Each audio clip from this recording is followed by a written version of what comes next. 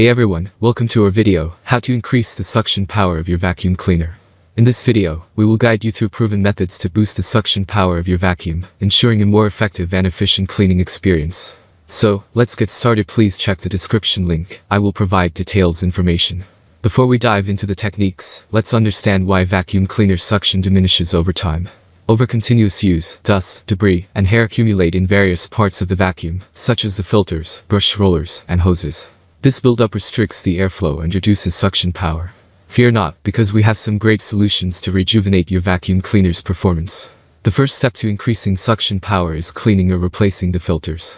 Filters prevent dust from entering the motor and help maintain optimal suction. Over time, filters become clogged and hinder airflow.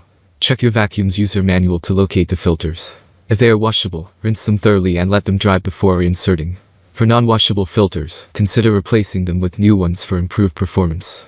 Blockages in the vacuum cleaner's hoses and brush rollers can severely affect suction power.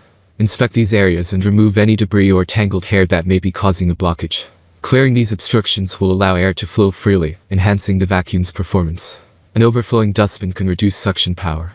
Make sure to empty the dustbin regularly, especially when it reaches the recommended fill line.